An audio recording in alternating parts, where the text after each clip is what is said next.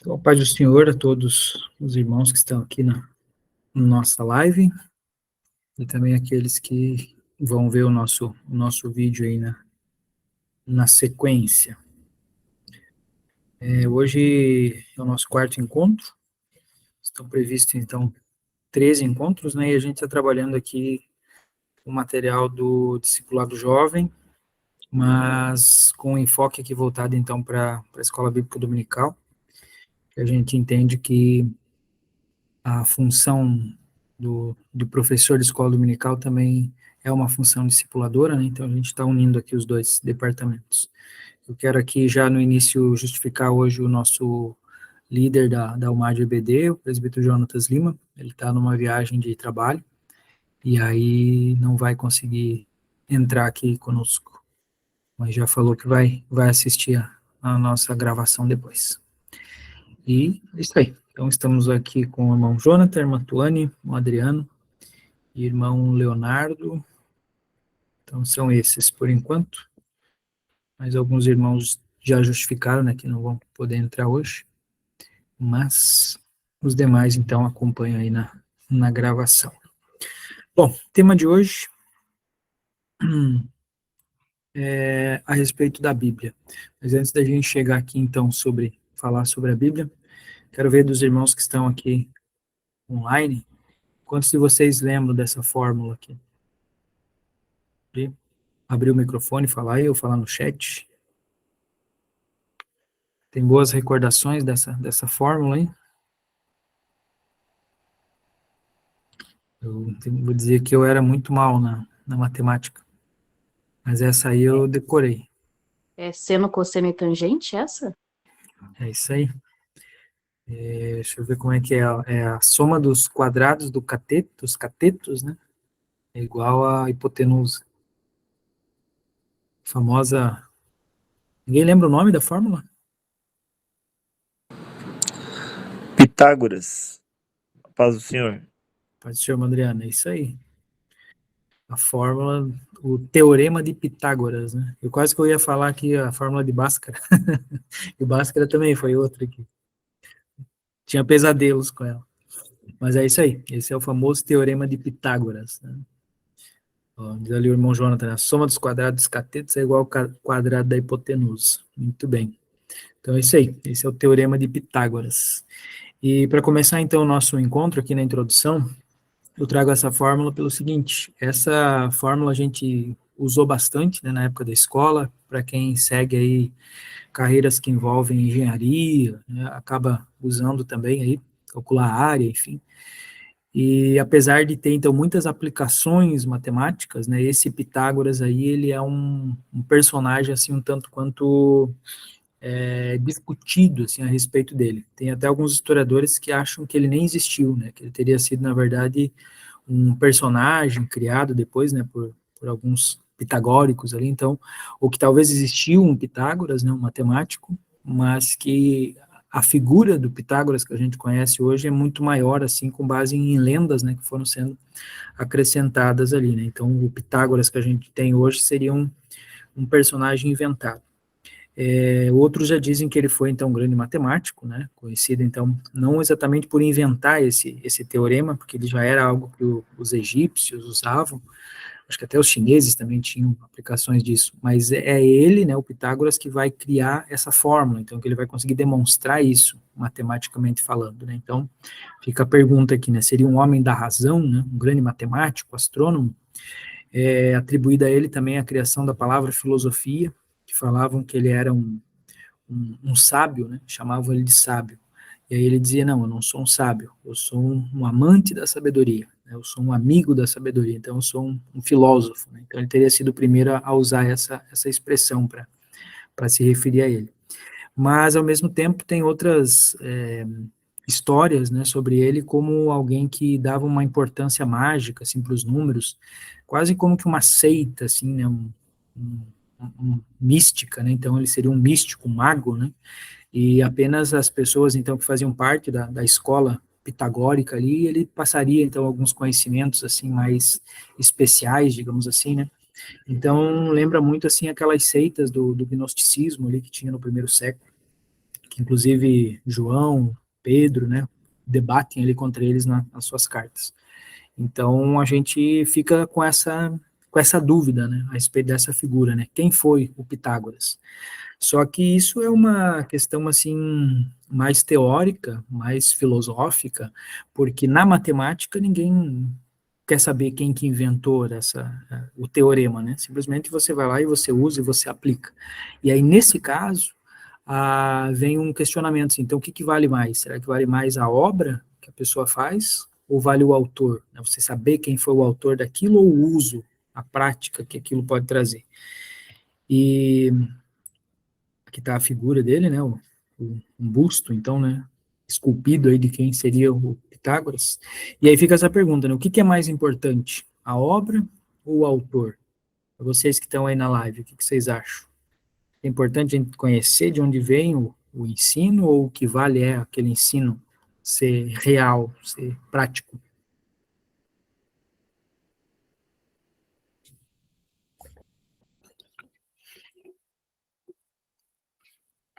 Ali digitando aí, vamos fazer uma enquete. O que vale mais, autor ou obra?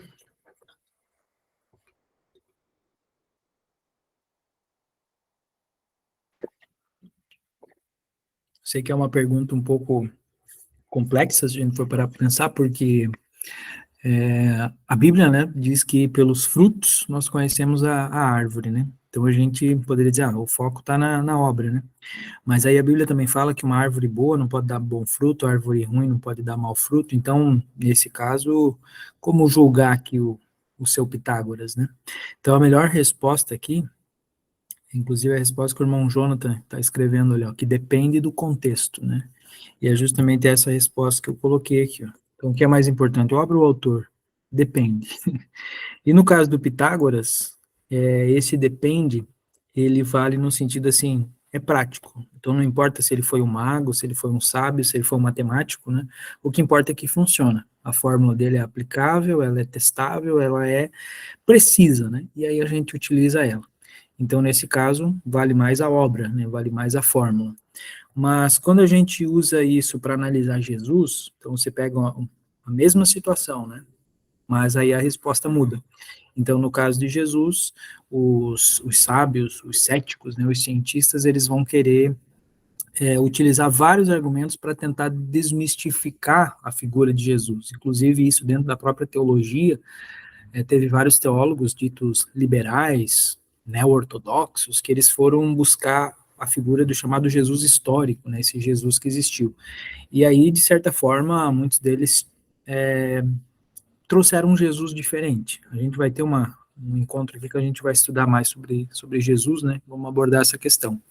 No caso, nosso encontro hoje é sobre a Bíblia em si, né, então, pelo fato deles quererem desmistificar essa figura de Jesus, Jesus enquanto Deus, enquanto Filho de Deus, eles vão justamente tentar dizer que a Bíblia ela é inverídica, que a Bíblia é falsa, que a Bíblia tem problemas, tem erros, né? Então, no caso de Pitágoras, o que importa é que a obra dele está ali. Se ele existiu ou não, não importa. Mas no caso de Jesus, daí importa. Não, se não houve um Jesus histórico, se nós não soubermos, não tiver aqui a certidão de nascimento, né, de Jesus, então a gente não pode acreditar nos ensinos dele, porque pode ser que não foi ele que falou, né? Então, quer dizer, invalidam toda a obra dele, porque não há essas evidências, né, de um Jesus histórico. Mas a grande verdade é que tem mais evidência da existência de Jesus, mesmo que seja esse Jesus da história, né? Mas tem muito mais evidência da existência dele do que da existência do Pitágoras, por exemplo. O que a gente sabe do Pitágoras são escritos de supostos discípulos dele de 200, 300 anos depois, né? E de Jesus, o Novo Testamento, ele está sendo escrito ali, os evangelhos, se não me engano, a partir de 30 anos depois, né, já começou a circular ali o evangelho de Marcos, e as próprias cartas né, do Novo Testamento. Então, quer dizer, é muito recente, muito próximo, assim, a existência de Jesus e a existência dos escritos que tratam dele. Um outro personagem também que a gente pode citar aqui, o Alexandre o Grande, né? Então, também não existem documentos, assim, da época dele. Boa parte do que a gente conhece hoje do seu Alexandre o Grande são documentos escritos centenas de anos depois da vida dele.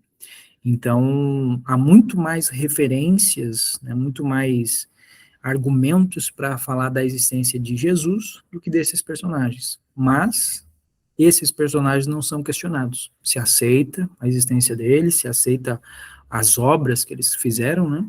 Enquanto que aí Jesus, eles tentam desmistificar, né, a existência de Jesus, ou colocar como um mito, na verdade, né, mitificar a existência de Jesus, tentando atacar a veracidade da Bíblia. Então, nesse sentido, irmãos, vamos aqui para o próximo slide, eles querem validar o autor através de transformar a obra, onde é apresentado esse autor, né, como uma obra inverídica. Então, nesse encontro, a gente vai buscar trazer alguns argumentos aqui, históricos e literários também, que mostram, né, a veracidade da Bíblia. E aí, com isso, a gente já vai pavimentando aqui um caminho para chegar no próximo encontro lá e trazer também a própria veracidade, então, de Jesus.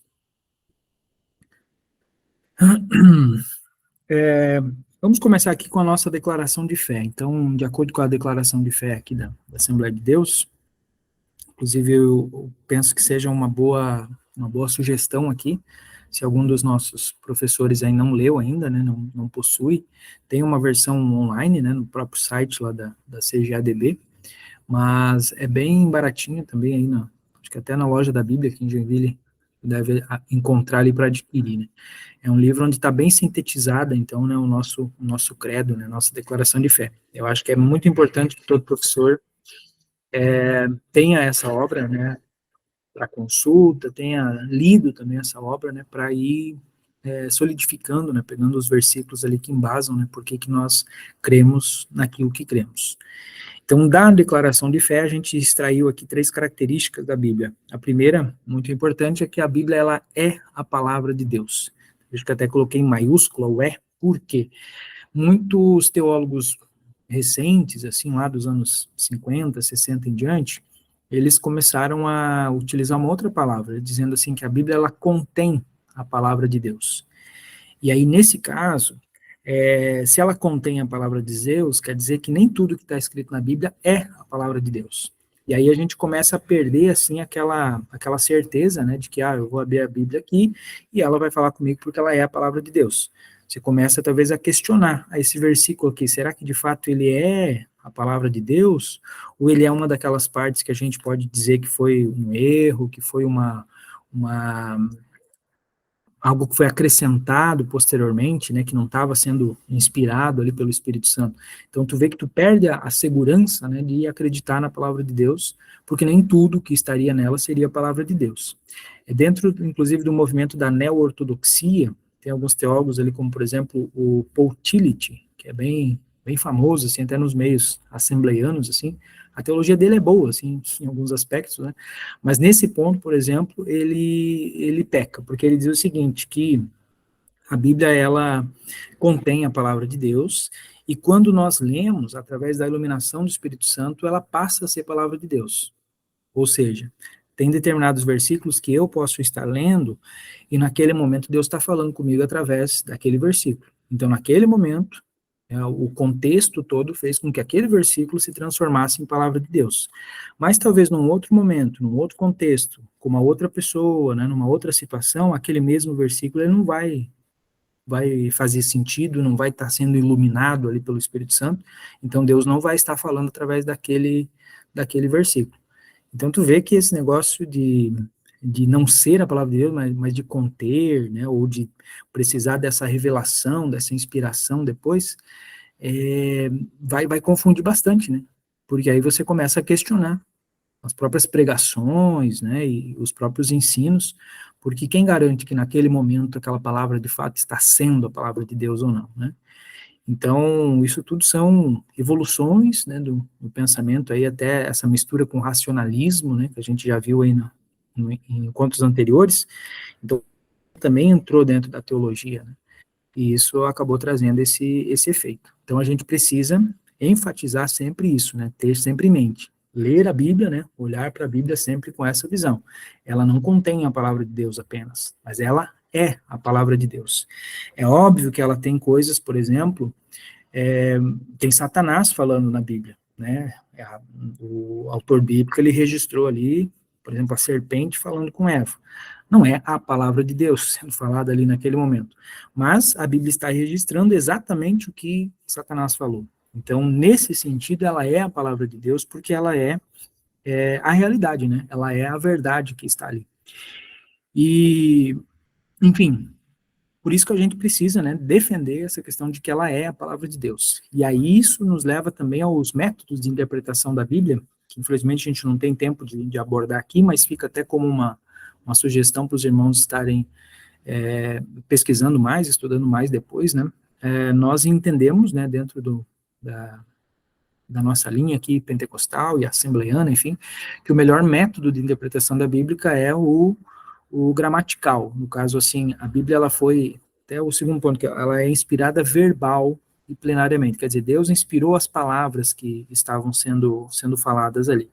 Então, eu não devo, né, ler a Bíblia e tentar interpretar qual que é a ideia por trás daquilo, o que o autor bíblico quis dizer com aquilo, o que o Espírito Santo queria dizer, e porque quando eu começo a tentar entender esse sentido por detrás, né, não interpretar o texto literalmente a princípio, aí eu caio naquele problema de começar a achar que uma parte da Bíblia é válida e outra parte talvez não seja válida. A gente poderia, por exemplo, dar um exemplo da criação, né? Nós precisamos defender a ideia de que a criação são, de fato, dias, né? É uma semana ali, a semana da criação é uma semana de dias. Claro que há uma interpretação, né, que é possível, porque Pedro fala, né, que um dia para Deus é como 1000 anos é como um dia, então pode ser que haja um esticamento maior de tempo ali. Mas se a gente começa a colocar esse tipo de interpretação, digamos, não, pode ser que ali não está falando de dias, está falando de eras. Então aí a gente começa a misturar a ortodoxia, né, aquilo que nós entendemos que seja a interpretação correta da Bíblia, literalmente, gramaticalmente, e com a própria questão do darwinismo, né, do evolucionismo, enfim. Isso parece interessante a princípio, principalmente quando a gente trabalha com jovens, porque aí você não entra muito em choque com a ciência, né, porque a ciência tem aquela teoria como uma verdade. Porém, isso pode enfraquecer outras doutrinas bíblicas. Se nós começamos a aceitar concessões nesse sentido, não, então talvez aqui é uma interpretação alegórica, simbólica, e aí a gente deixa, então,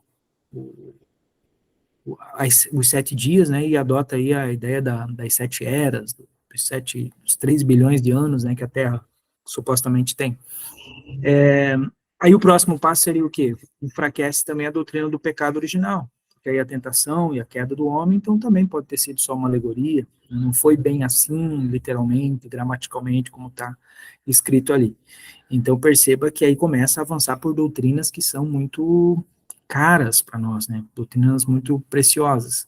Então é complicado a gente começar a achar que apenas uma parte da Bíblia é inspirada ou que apenas uma parte da Bíblia deve ser interpretada literalmente. Obviamente, né? Aí a gente precisa de um bom curso aí de hermenêutica, né? De fazer uma boa exegese, porque dependendo do contexto, sim, né? Há textos que são literais, há textos que são simbólicos, né? Mas aí já é uma questão assim mais para que teólogos mesmo, né, discutam essas questões, né, aqueles biblistas, né, especialistas, enfim, né, mas a gente tem que ter muito cuidado, né, nós crentes leigos, né, podemos dizer assim, né, para não cairmos nesse erro de começar a interpretar alegoricamente, né, alegorizar partes da Bíblia que são importantes. Vamos fugindo um pouco do assunto aqui, mas enfim. Então, voltando aqui, 3 características da Bíblia. Ela é a palavra de Deus, não apenas contém, e a sua inspiração é verbal. Então, Deus, o Espírito Santo, não inspirou ideias e aí o autor bíblico escreveu com as palavras dele. Ele inspirou as palavras. Isso há uma referência, está lá no material que os irmãos receberam, e está mais especificado isso na declaração de fé. Eu posso, inclusive, postar a nossa declaração de fé, né, o PDF lá no grupo, depois para os irmãos terem acesso, quem ainda não possui.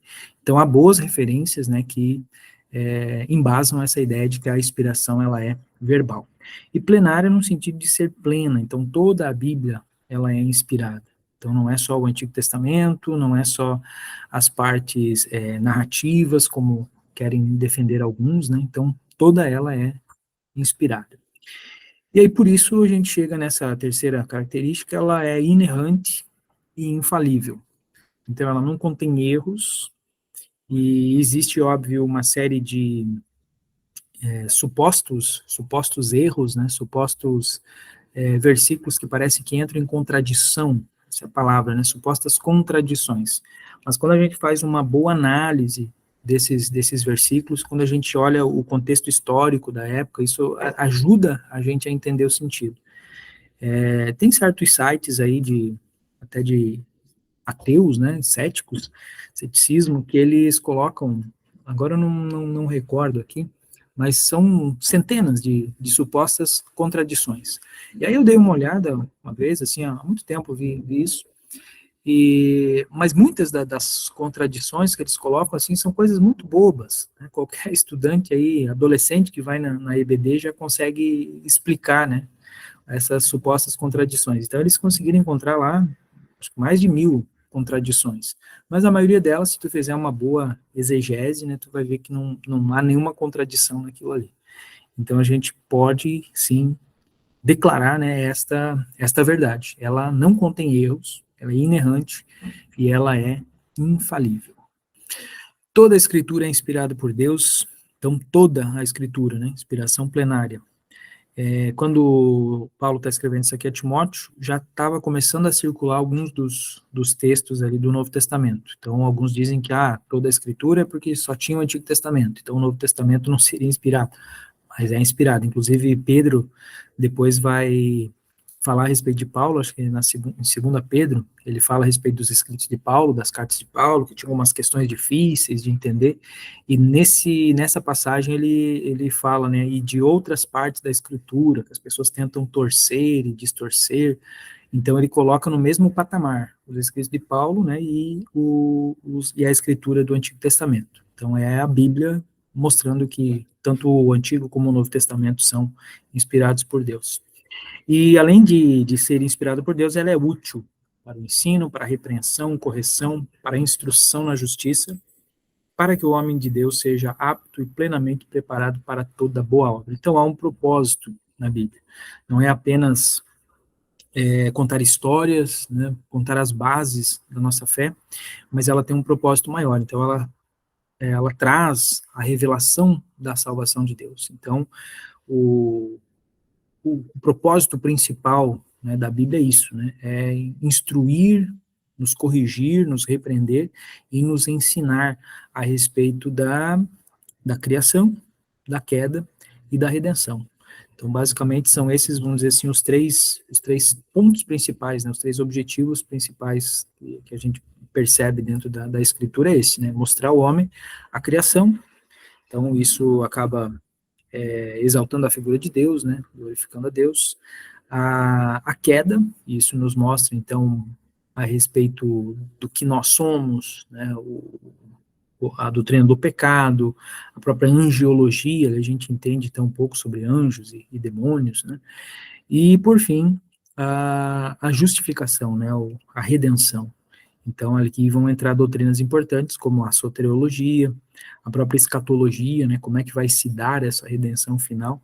Então, dentro dessas três palavras, criação, queda e redenção, a gente deriva, então, todas as doutrinas, todas as principais disciplinas que a teologia estuda, né. Então, isso é a base, né, da Bíblia, são esses três pontos, criação, queda e redenção.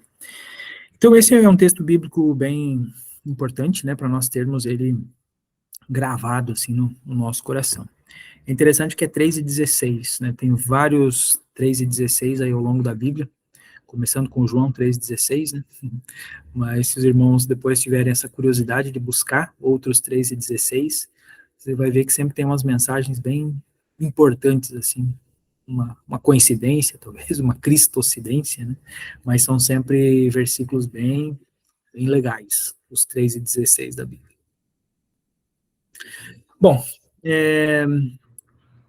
como o propósito, né, que a gente falou aqui atrás, dessas pessoas, é justamente invalidar Jesus através de atentar contra a veracidade da Bíblia, que a nossa declaração de fé diz que ela é a palavra de Deus, então foram usados, assim, alguns argumentos. A gente aqui não teria tempo para analisar todos os argumentos que já foram utilizados pelos céticos, mas a gente vai focar aqui, então, nesses três argumentos. São argumentos bem interessantes. O primeiro deles, a Bíblia seria uma ficção oriunda da mente dos escritores hebreus? Então, será que foi tudo inventado? O Moisés, né, foi lá e queria formar um povo, né, porque o Êxodo basicamente é um povo que não era um povo, que não tinha uma nação, que não tinha lei, que não tinha território, e agora Moisés então resolve escrever os 5 primeiros livros da Bíblia, né, e subsequente outros escritores vão para inventar, criar uma ficção ali para juntar esse povo, né, artificialmente criar uma nação, um povo do nada. Então, esse seria a base desse primeiro argumento, né? Uma ficção foi criada aí pelos escritores hebreus.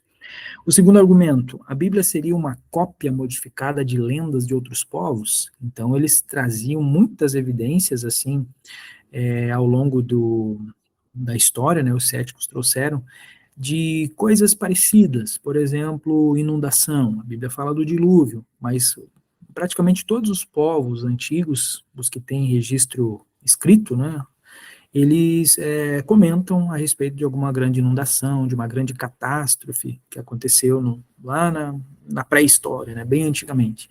Então, será que os escritores da Bíblia, então, simplesmente não pegaram essas histórias de outros povos e modificaram essas lendas e juntaram para formar a Bíblia?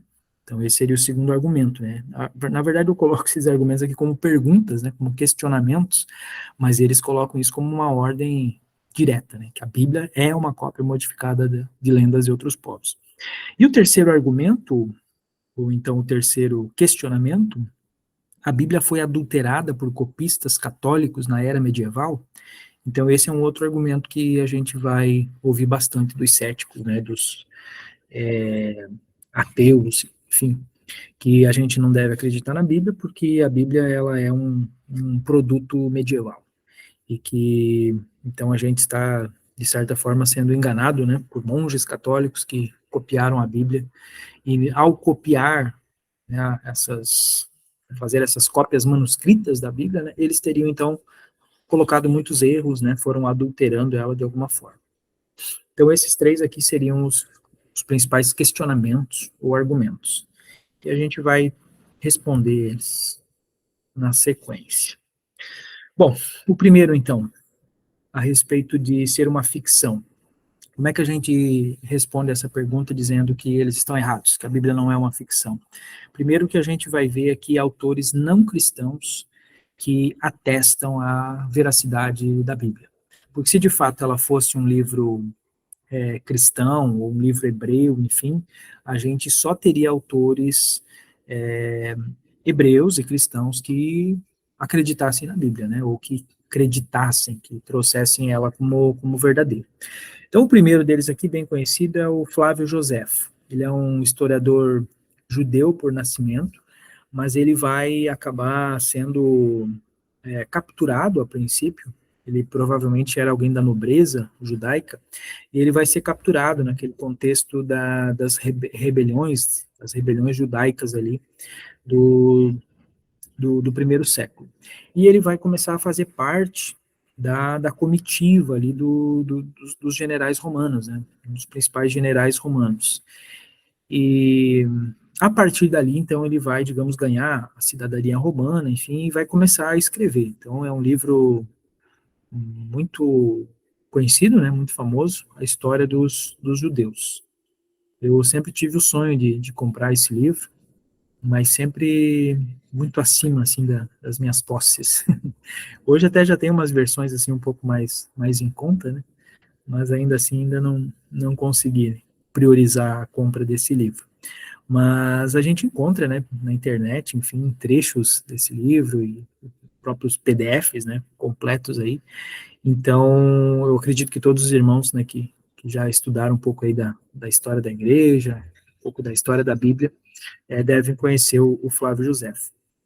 E o Flávio Josefo, então, dentro dos seus escritos, né, da história aos Hebreus, ele tem algumas passagens ali onde ele vai citar tanto a figura de Jesus, como também a figura dos cristãos.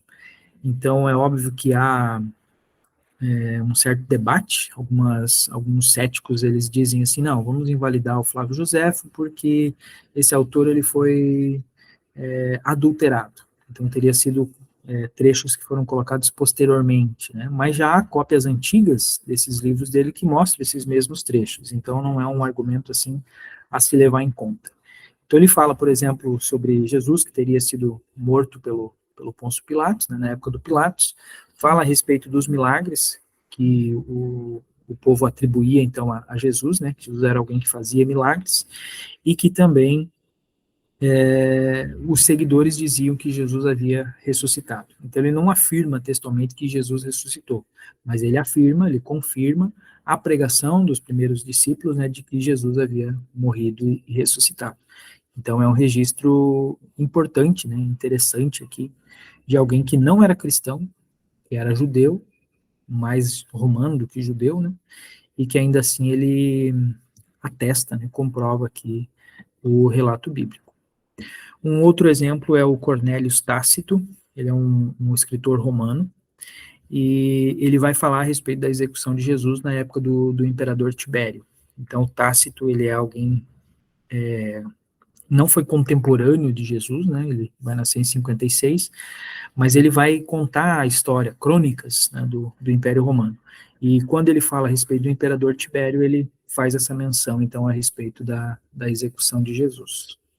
Outro historiador aí romano é o senhor Plínio, Plínio o Moço, tem um outro que é Plínio o Velho, mas esse é o Plínio o Moço, nasceu em 61. Ele é um autor que fala em detalhes sobre a vida de alguns discípulos, alguns cristãos, então, ali do primeiro século.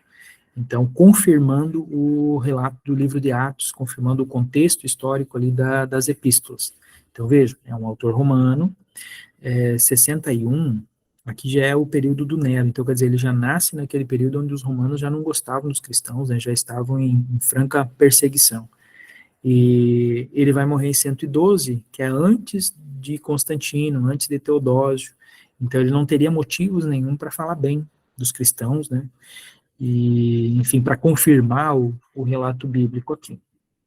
Da mesma forma, Suetônio, também é do primeiro século, nasceu em 69, é um historiador romano, tem um livro, então, chamado A Vida dos 12 Césares, onde ele analisa, ali, então, os primeiros imperadores, e ele vai mencionar um certo Crestos, então ele não fala exatamente a palavra Cristo, né, mas ele usa essa palavra Crestos, que pode ter sido como ele era romano, né, não conhecia a língua hebraica, enfim, pode ter sido a forma como ele achou que seria a grafia, então, de Cristo, né, como seria ali o nome de Jesus. E esse certo Crestos, ele tinha seguidores entre os judeus que moravam em Roma, tanto que ele vai, nesse livro, A Vida dos 12 Césares, quando ele está falando a respeito do imperador Cláudio, que inclusive em Atos, capítulo 18, menciona, né, ao falar de Priscila e Áquila, que eles haviam sido expulsos de Roma quando Cláudio colocou lá o edito, então, expulsando os judeus dali. E ele vai mencionar que esse edito acontece justamente porque esses judeus estavam instigados por um certo Crestos, provocando muita quebradeira, né, na cidade de Roma. E aí o imperador Cláudio teria expulsado todo mundo. Então isso confirma o relato ali de Atos 18 e amplia, né, então um pouco ali o contexto. E o que a gente pode entender? Que Suetônio, sendo romano, ele também não via essa distinção ali entre os judeus e os cristãos. E quando o cristianismo começa, eles vão colocar o cristianismo como uma seita do judaísmo. Era chamado de a seita dos nazarenos, né? Então eles olhavam, quem olhava de fora achava, isso aqui é uns judeus que estão querendo praticar um judaísmo um pouquinho diferente dos demais, então é uma seita do judaísmo. E aí, a gente lendo o livro de Atos, a gente vê que os judeus viam que aquilo era algo novo, né, uma religião nova, e estavam batendo de frente contra aquilo. E isso, então, provocou uma série de problemas lá em Roma. É possível até que esses primeiros romanos, então, que vão trazer esse problema para o Cláudio lá, né, tenham sido pessoas que foram alcançadas por Atos 2, né, no dia de Pentecostes. Então, se converteram lá naquela pregação de Pedro, e aí, terminadas as festividades ali em Jerusalém, eles voltam para Roma, né, talvez já morassem lá, e acabam levando essa doutrina lá, e alguns anos depois, talvez 5, 6, é confusa essa datação de quando foi, né, o Atos 2, mas o edito do Cláudio é 41 depois de Cristo. Então, alguns anos depois, vão acabar gerando essas disputas, né, judaicas e cristãs em Roma, que vai acabar expulsando eles ali. Como é que está o som aí, meus irmãos? Apareceu aqui uma mensagem para mim de reduzindo o ruído, algo assim. Tá dando para me ouvir bem, hein?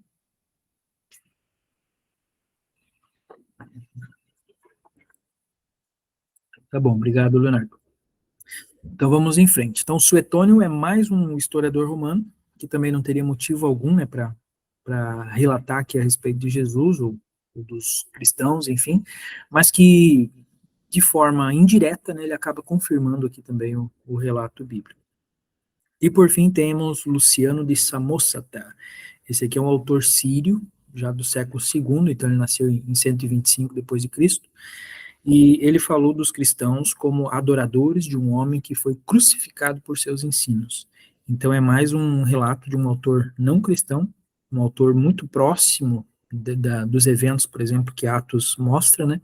E que ele, de certa forma, confirma, então, o relato dos escritores ali do Novo Testamento, né? Então, isso aqui já é uma prova, então, de que a Bíblia não é uma ficção vinda aí de autores hebreus ou até de autores cristãos. A gente poderia ampliar essa pergunta, né, esse argumento, porque ao questionar o Novo Testamento, eles dizem que é uma ficção oriunda da mente de escritores cristãos. E ao colocar o Antigo Testamento, então, seria de autores judeus. E, além disso, nós temos também algumas descobertas da arqueologia. Deixa eu só ver como é que eu vou abrir aqui. No material que os irmãos receberam, tem ali todos os links, e aí vocês podem abrir aí no celular, no seu computador, para ver depois com mais detalhes, né? Isso aqui basicamente é o que? Tem muitos eventos bíblicos que pessoas, personagens, povos, que apenas a Bíblia falava deles.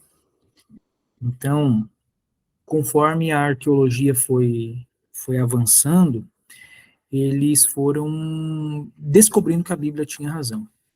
Então, deixa eu ver se eu consigo transmitir outra guia aqui. Vocês podem ver abrir esse link, né, para ver com mais detalhes.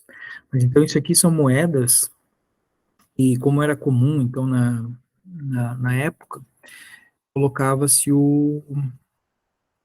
a efígie, né, o rosto ali do governante que mandava fazer aquela moeda. Esse aqui é um selo também, onde temos a inscrição aqui, ó, pertencente a Ezequias, filho de Acás, rei de Judá. Então veja que era uma espécie de documento oficial, né, aliás, de selo para selar aqui os documentos oficiais, e comprovando então aqui a existência do rei Ezequias. Agora vamos chegar aqui nas moedas. Temos essa moeda aqui de cima, essa primeira são moedas de Herodes Arquelau, que teria governado ali entre o ano 4 e o ano 6 depois de Cristo. Esse aqui de Herodes Antipas, uma moeda judaica, e esse aqui de baixo, meio shekel, né, também uma moeda judaica, então, e os judeus tinham a autorização aqui, né, dos romanos para fabricar essas moedas. E todas essas moedas, então, elas acabam confirmando, por exemplo, o relato do livro de Macabeus, que a gente tem ele como um livro não inspirado no sentido teológico, né, mas ele é uma boa fonte histórica, então ele está lá na Bíblia católica, né, e em algumas outras versões da Bíblia ele aparece nesse livro de Macabeus. E lá no livro de Macabeus, o primeiro Macabeus diz que os judeus, no período então dessa revolta judaica, eles tinham permissão para cunhar as suas próprias moedas. E alguns historiadores questionavam isso, dizendo que era uma invenção, né, uma ficção desse livro de Macabeus, porque os romanos não costumavam fazer isso com outros povos. E aí, o encontrar dessas moedas todas aí, né, através da arqueologia, então confirma que estava correta essa interpretação. Agora deixa eu ver um outro link aqui.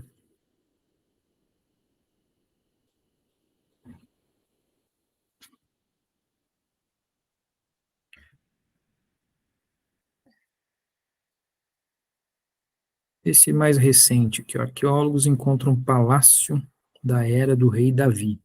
Porque o rei Davi também foi um personagem que os céticos, né, os historiadores, assim, diziam que era uma invenção, né, dos autores hebreus para dar digamos assim, um rei heróico, né, um rei bem mitológico, digamos assim, lá no passado, né, na origem de Israel. Como se fosse, assim, uma lenda, né, um mito, como desses grandes heróis aí que outros povos tinham. Já a princípio esse argumento não é muito lógico, porque quando a gente olha para a Bíblia, ela não fala apenas bem do Davi, né, ela mostra os seus defeitos, os seus erros, né, o grande pecado que ele comete lá, né, o assassinato, o adultério, enfim.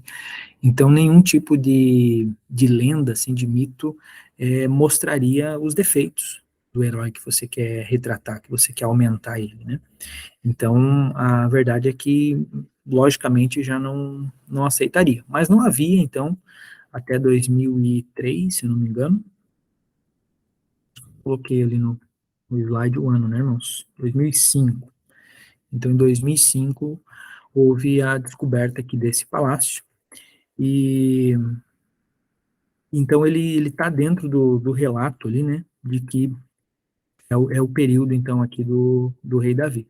Um período onde eles dizem, então, que não existiria essa ocupação ali nessa região, né. Então, depois os irmãos podem ler essa reportagem aqui. Claro que quando a gente está tratando aqui de tempos muito antigos, né, de tempos arqueológicos aqui, então, fica essa manchete aqui, ó, pode ser e pode não ser, né. Então, há essa possibilidade. Mas é interessante que até 2005, então, não havia nem essa possibilidade, né, do pode ser, né. Então, hoje a gente começa a abrir essa possibilidade, né. Então, muitas evidências vão sendo encontradas e elas vão, então, confirmando, né, aquilo que a Bíblia coloca. Mas eu acabei não achando aqui o link, irmãos. Esse quarto ponto aqui é bem interessante, depois para os irmãos podem observar aí em casa, que são a evidência dos hititas. Então, os hititas eram um povo que não havia nada no registro histórico, não havia nenhum outro povo que havia tido um contato com essa nação, então só a Bíblia falava deles. E aí também foi encontrada evidências, né, da existência desse povo. E deixa eu me ver aqui. Deixa eu só ver o ano. 2003. Então, 2003, mas já haviam escavações aqui até o final do século XIX, né? Então, esse era um povo que só existia na Bíblia, né? Só era citado na Bíblia. E aí os arqueólogos, então, traziam isso como um exemplo de que a Bíblia estava inventando, né? Que a Bíblia tinha criado um povo, sendo que esse povo não existia. E aí, no final do século XIX, então eles vão acabar fazendo descobertas lá na região do Iraque e vão encontrar ruínas de cidades hititas, vão encontrar tabletes de argila, né? Com expressões que faziam menção, então, a esse povo. E da mesma forma tem aqui o rei Sargão, depois os irmãos podem abrir, tem 2 links aqui falando sobre ele, que em 1843, então, foram encontradas tabletes, né, de argila onde citavam esse rei. E aí depois também, posteriormente, foram encontradas em alguns muros, né, desenhos, assim, inscrições, né, exaltando as conquistas militares desse rei, que era um rei que também não havia autores fora da Bíblia que falassem dele. Então, achavam, né, uma prova de que os autores hebreus estavam inventando. Enfim, então tem alguns aqui, né, apenas para fins de curiosidade mesmo, né, mas se nós formos procurar, a gente vai encontrar muitos exemplos aqui, então, de descobertas arqueológicas que comprovam a veracidade da Bíblia. O que nos leva ao segundo ponto. Então, se não dá para dizer que a Bíblia foi uma ficção totalmente, né, porque tem comprovações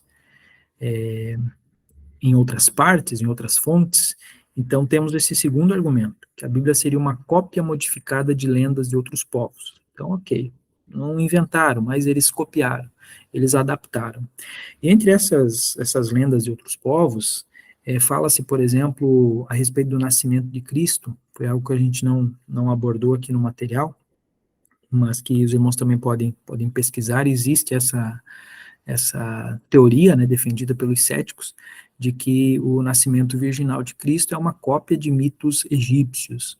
Mas aí quando você compara o relato, né, da anunciação de Gabriel, né, para Maria, de como se deu, né, toda a história, a gente vai ver que o relato bíblico ele é muito mais preciso, ele é muito mais detalhado, ele faz muito mais sentido, né, do que o mito lá egípcio.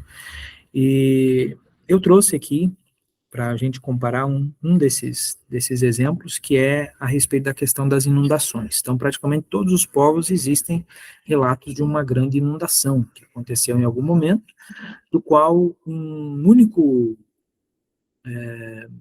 única família, né, um único personagem, ele teria conseguido se salvar. E esse personagem, dentro das lendas, então, dos outros povos, é sempre o fundador daquela nação, daquele povo. Então, há sempre o contexto do etnocentrismo, né, daquele foco no meu povo, na minha etnia. E quando a gente compara, então, aqui o relato bíblico com o mito sumério mais famoso, que é a chamada Epopeia de Gilgamesh, a gente vai ver que o relato bíblico ele é muito mais detalhado, muito mais preciso, muito mais científico, até podemos dizer assim. Então vamos aqui a alguns pontos aqui. O primeiro, no mito sumério, o herói, que se chama Utnapishtim, então o nome do livro é a Epopeia de Gilgamesh, mas o herói que passa pela inundação é o Utnapishtim. Ele teria construído o barco em 7 dias. Enquanto que no relato bíblico a gente vai ver que Noé e a sua família levaram muitos anos. Então não há ali dentro da Bíblia assim uma data precisa. Alguns pregadores e teólogos colocam que foi 120 anos, porque há um versículo que é onde Deus, né, menciona que o meu espírito não contenderá para o homem com o homem para sempre, mas os seus dias então serão de 120 anos. Alguns interpretam isso como que Deus está reduzindo a longevidade dos seres humanos e que a partir dali então gradativamente as pessoas vão vivendo menos, mas outros interpretam que esses 120 anos seriam o tempo que Noé teria ou teve então para construir a arca, que Deus só ia tolerar aquela geração então pelos 120 anos. Mas, seja como for, né, o fato é que demorou muitos anos. Era uma obra imensa, né, gigantesca. Então, não dá para você fazer isso em uma semana, né, em 7 dias. Então, aqui a gente já começa a ver que o mito sumério ele é muito mais alegórico, simbólico, do que como é relatado na Bíblia. Depois, o segundo ponto, o barco do mito sumério, de Utnapishtim, é um barco em forma de cubo. Então, imagine você pegar um cubo e tentar navegar com ele, né? Não, fisicamente falando, não dá, porque o barco ele precisa ter o formato de barco, né? Aquela ilha, né? O nome, enfim, porque aí é uma uma própria noção de física, né, a lei da física ali do empuxo, né, então ele vai provocar uma certa pressão para baixo e a água vai jogar ele para cima e ele vai ser flutuável, né. Então o formato da arca, como a gente tem ela ali no relato de Gênesis, ela é de um barco, então, que seria flutuante, um barco navegável. Já o relato do barco do seu Utnapishtim era um cubo, então, fisicamente falando, ele não seria navegável. Outra diferença, os mitos sumérios, há uma tempestade de 3 dias, e depois desses 3 dias de tempestade, a terra, então, estaria toda coberta de água. Já no relato bíblico do dilúvio, teve chuvas, e não foram só chuvas, né? Também houve eventos sísmicos, porque a Bíblia diz que abriram-se as comportas de cima e de baixo, né? Então, quer dizer, houve alterações, a gente sabe que hoje, né, pela ciência, que temos lençóis freáticos, né, águas subterrâneas. Então, nesses 40 dias, além da chuva que vinha do céu, essas águas subterrâneas também subiram, né, para a superfície. Então, os efeitos, inclusive, desses eventos sísmicos, né, a gente vai ver que duraram aqui quase um ano.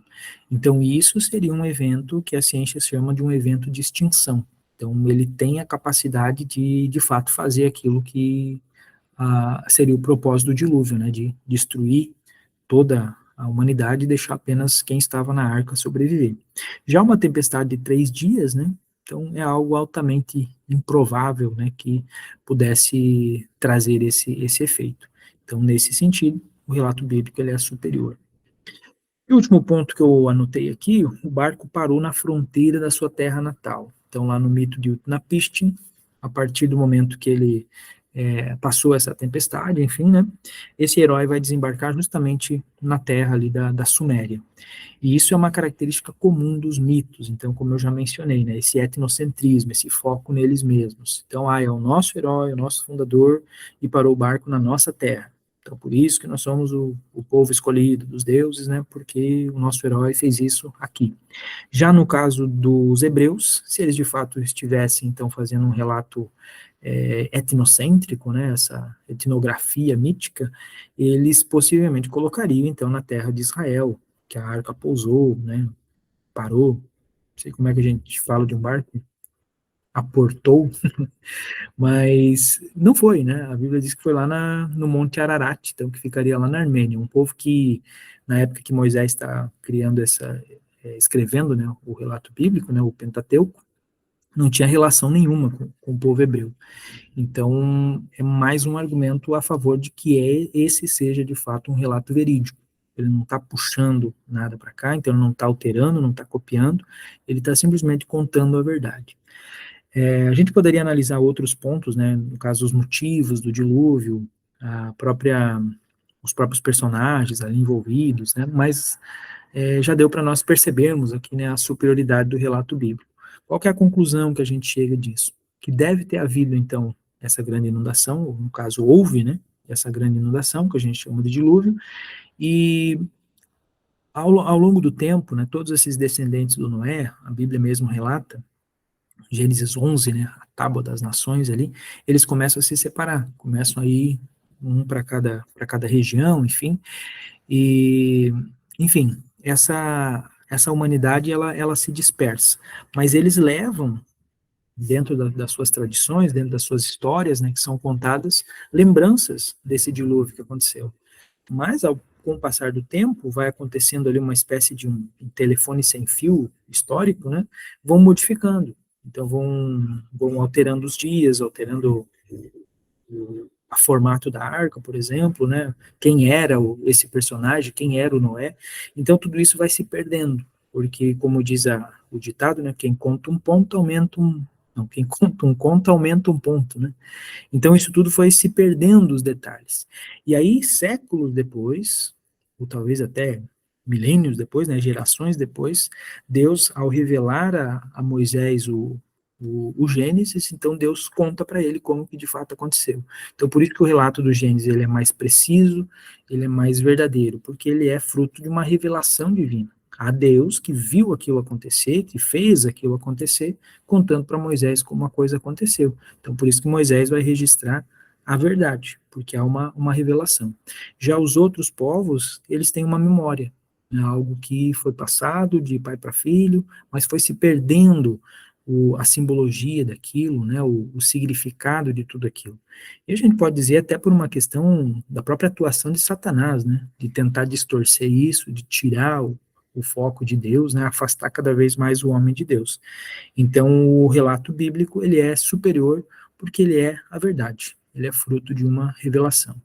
Há semelhanças? Sim, mas as diferenças, elas são muito maiores, e as diferenças comprovam, então, que o relato bíblico é o verdadeiro.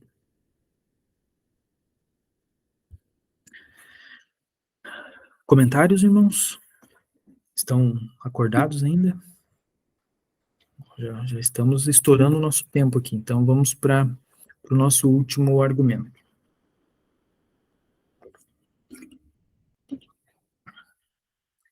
Esse questionamento, então, seria esse. A Bíblia foi adulterada por copistas católicos na era medieval? Então, esse é um outro argumento também muito utilizado, né? Então, dizendo que durante o período ali que a gente chama de Idade Medieval, né, Idade Antiga, enfim, não havia a imprensa, então não havia métodos de fazer cópias que não fossem manuscritos. E a gente concorda com isso é algo histórico, né? Então, de fato, havia a figura desses copistas, né? E principalmente na Idade Média, então, haviam os monges que o ofício deles basicamente era fazer essas cópias da Bíblia. E então, imagina a dificuldade, né? Ficavam lá dias e dias, né? Copiando página por página, né? Fazendo aquelas iluminuras, aquelas gravuras, né? Então, eles tinham bastante tempo, né? E eles, então, faziam essas cópias. E então nós aceitamos isso, né? Que de fato são seres humanos que estão ali, que poderiam, então, né, ter cometido falhas, ter acrescentado alguns pontos, enfim, então há essa possibilidade.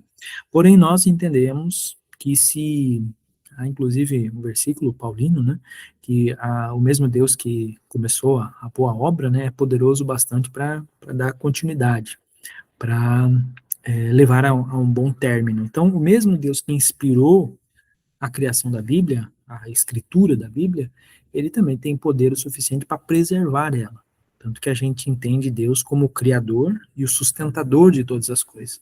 Então, a Bíblia é produto da sua revelação e também produto da sua conservação. Ele sustentou isso aí. Então, nesse caso, a gente vai ver aqui algumas evidências externas que mostram, então, que não houve essa adulteração, não houve erros dos copistas. A primeira dessas evidências são citações nas obras dos pais da igreja. Os pais da igreja são aqueles primeiros teólogos do cristianismo, alguns até do século II, do século III depois de Cristo. Então, pessoas que não tiveram acesso aos originais da Bíblia. Então, as cartas, por exemplo, que Paulo escreveu, com certeza se perderam, né, ao longo do tempo. Inclusive, boa parte delas, as epístolas pastorais, né, por exemplo, João, Pedro, todas elas eram cartas que deveriam ser enviadas, né, copiadas e enviadas para outras congregações, para outras igrejas. Então, nesse processo, o original acabava se perdendo, até pelo próprio uso, né, você vai lendo muito. Eu tenho essa Bíblia aqui, por exemplo, uma Bíblia que eu ganhei do meu sogro. Tu vê que ela já tá feia já aqui, ó, tá com umas manchinhas, acho que é tipo um mofo aqui. O Gênesis aqui, ele começa no Gênesis 3, eu perdia o Gênesis 1 e 2, e o Gênesis 3, ela tá querendo cair também.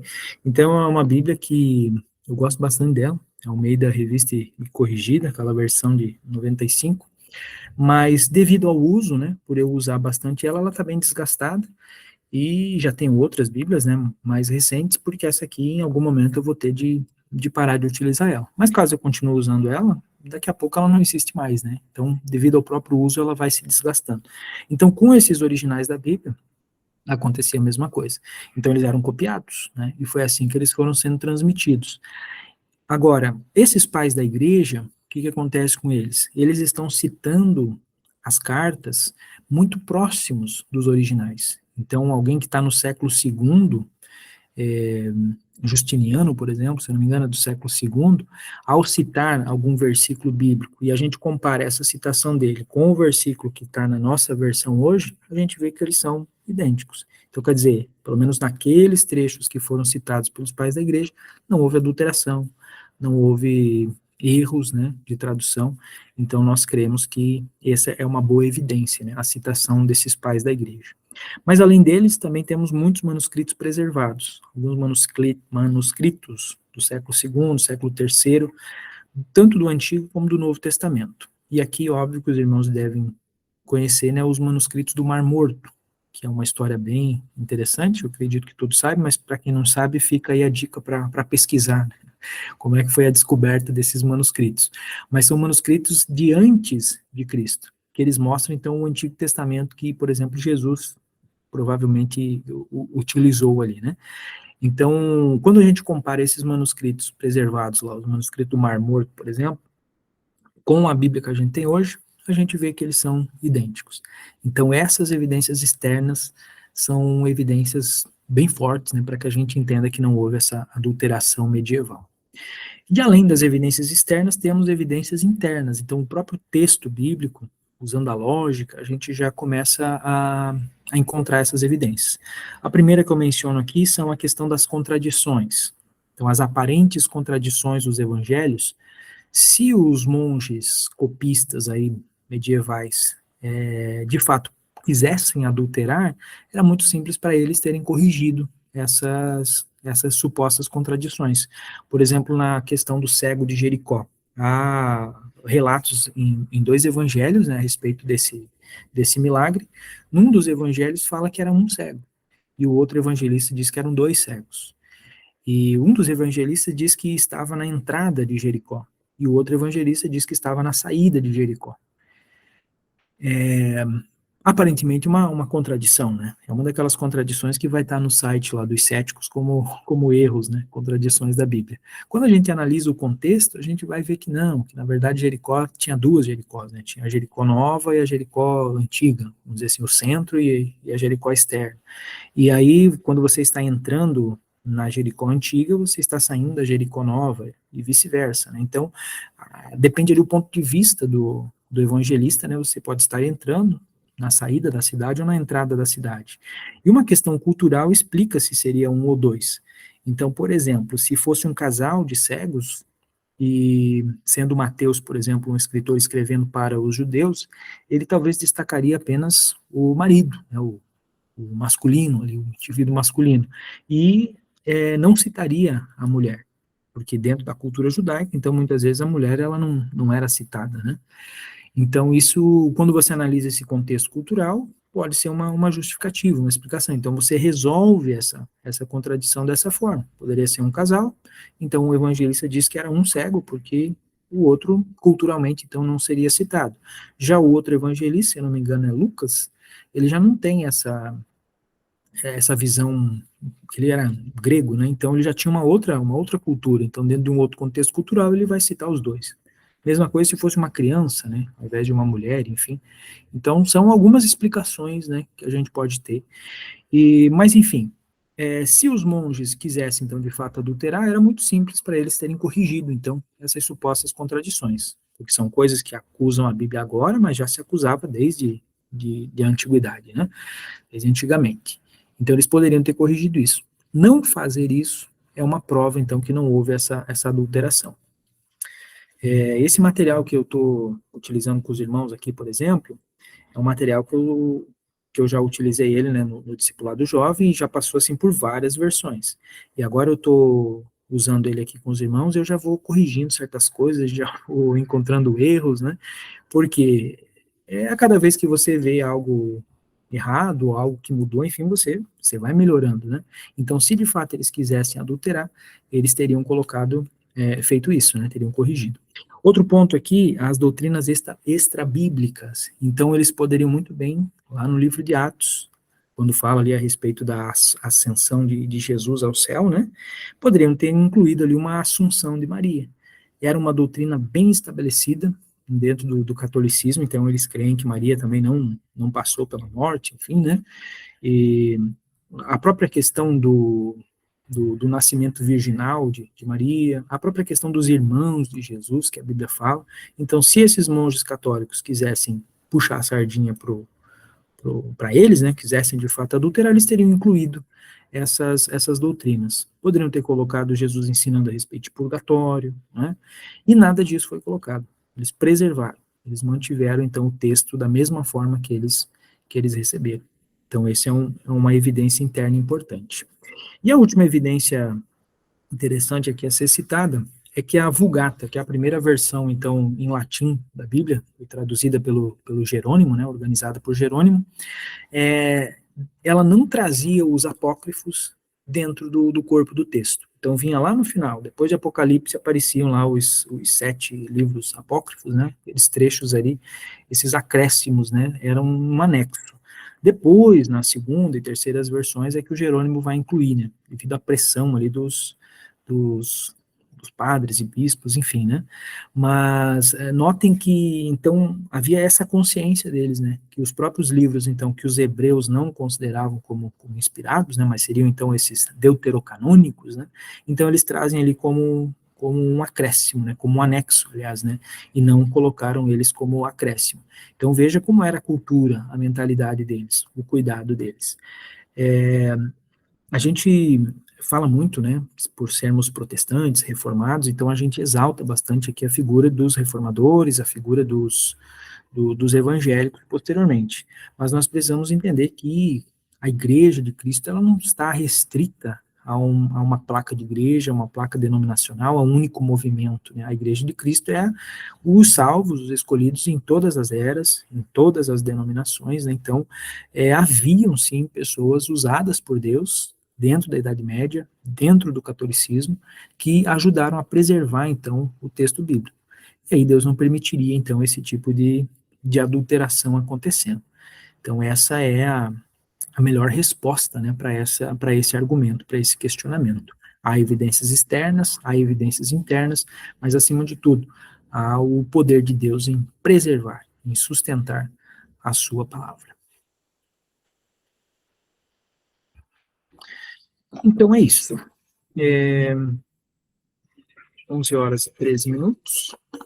Eu vou finalizar aqui a nossa gravação, agradecendo aos nossos irmãos que vão estar ouvindo aqui posteriormente. Agora a gente vai fazer aqui alguns minutos dessa hora da ação, né, esse nosso bate-papo aqui entre os professores que estão conosco. Depois do início aqui já entrou mais um irmão. Mas enfim, a gente vai finalizar aqui então a gravação, agradecendo a cada um de vocês que está aí no nosso Facebook e também no nosso canal no YouTube. Forte abraço e até o próximo vídeo.